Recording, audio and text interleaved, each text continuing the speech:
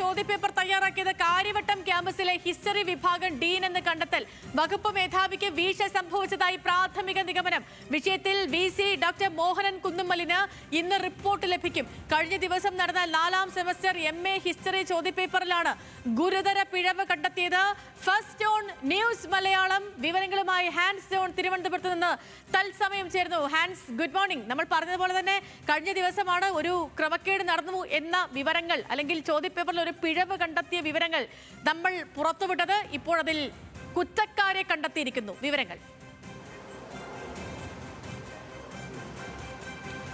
സേതു, നമുക്ക് ലഭിക്കുന്ന വിവരമനുസരിച്ച് ഈ കാര്യവട്ടം ക്യാമ്പസ് ഒരു സ്വയംഭരണ സ്ഥാപനം എന്നുള്ള നിലയിലാണ് പ്രവർത്തിക്കുന്നത്. അവിടെയുള്ള പരീക്ഷാ തീയതികളും അല്ലെങ്കിൽ പരീക്ഷാ സംവിധാനവും എല്ലാം അവിടുത്തെ അധ്യാപകർ തന്നെയാണ് നിയന്ത്രിക്കുന്നത്. സമാനമായ സാഹചര്യം തന്നെയാണ് ഈ ഹിസ്റ്ററി പരീക്ഷയിലും ഉണ്ടായത്. ഹിസ്റ്ററി വിഭാഗം വകുപ്പ് മേധാവി തന്നെയാണ് ഈ ചോദ്യപേപ്പർ തയ്യാറാക്കിയിട്ടുള്ളത്. ഇത്തരത്തിൽ ചോദ്യപേപ്പറുകൾ തയ്യാറാക്കി കാര്യവട്ടം ക്യാമ്പസിൽ തന്നെ പരീക്ഷ നടത്തിയതിന് ശേഷം അവസാനം വിദ്യാർത്ഥികളുടെ പരീക്ഷാഫലം മാത്രമാണ് സർട്ടിഫിക്കറ്റ് നൽകുന്നതിന് മുന്നോടിയായി കേരള സർവകലാശാലയ്ക്ക് അയച്ചു കൊടുക്കുന്നത്. സർട്ടിഫിക്കറ്റ് വിദ്യാർത്ഥികൾക്ക് അവാർഡ് ചെയ്യുക എന്നുള്ള ഒരു ഉത്തരവാദിത്വം മാത്രമാണ് സർവകലാശാലയ്ക്കുള്ളത്. അത്തരത്തിലാണ് ഇത്തരം സാഹചര്യം നിലനിൽക്കെയാണ് ഈ കാര്യവട്ടം ക്യാമ്പസിലെ ഹിസ്റ്ററി വിഭാഗം വകുപ്പ് മേധാവി തന്നെ അല്ലെങ്കിൽ ഡീൻ തന്നെ ഇത്തരത്തിൽ ചോദ്യപേപ്പർ തയ്യാറാക്കുകയും ഡീൻ്റെ ഭാഗത്ത് നിന്ന് ഗുരുതരമായ വീഴ്ച ഉണ്ടായതായി സർവകലാശാല ഇപ്പോൾ കണ്ടെത്തുകയും ചെയ്തിട്ടുള്ളത്. ഇന്നലെ ഈ വിഷയവുമായി ബന്ധപ്പെട്ട് vice chancellor doctor Mohanan Kunnummal ഈ കാര്യവട്ടം ക്യാമ്പസിലെ CSS വൈസ് ചെയർമാനോട് ഈ വിഷയവുമായി ബന്ധപ്പെട്ടുള്ള റിപ്പോർട്ട്